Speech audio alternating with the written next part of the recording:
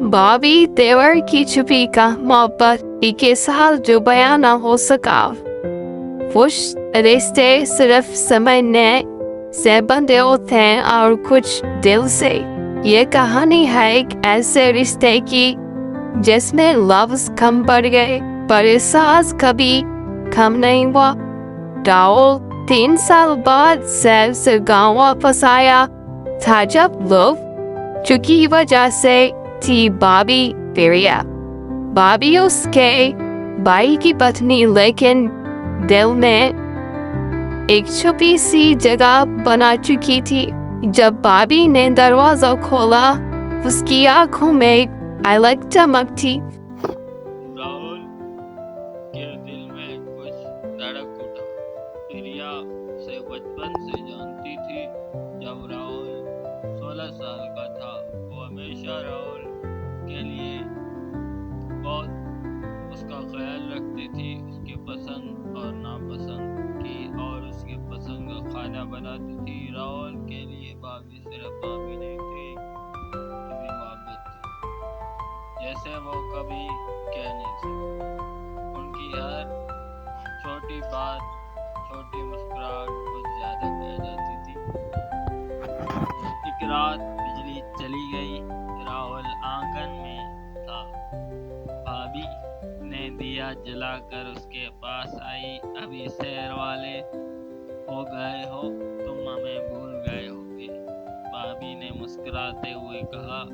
راہل نے کہا، روشنی میں بھی بھابی کا چہرہ اور زیادہ نورانی لگ رہا تھا۔ اس نے کہا، آپ کو کیسے بھول سکتا ہوں بھابی، آپ میری ہر دعا میں تھی۔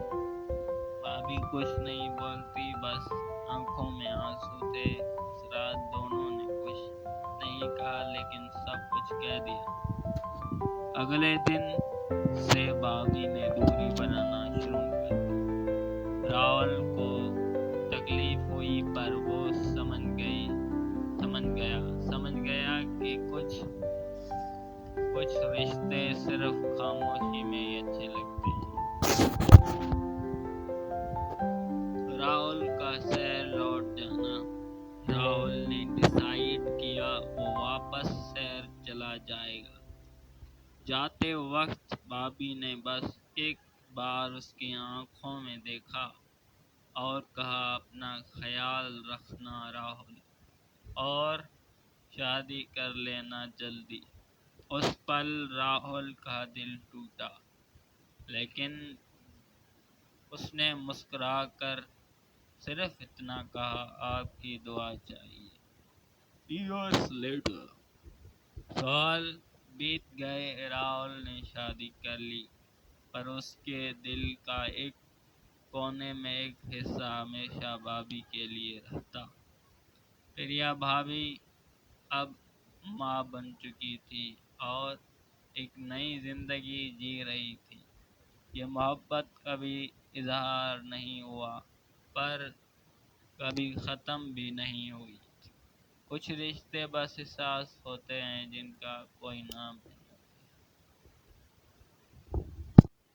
اگر یہ آپ کو کہانی پسند آئی تو لائک، شیئر اور سبسکرائب ضرور کریں۔ ایسی کہانی، ایموشنل کہانیوں کے لیے جڑے رہیں ہمارے ساتھ۔ Thank you.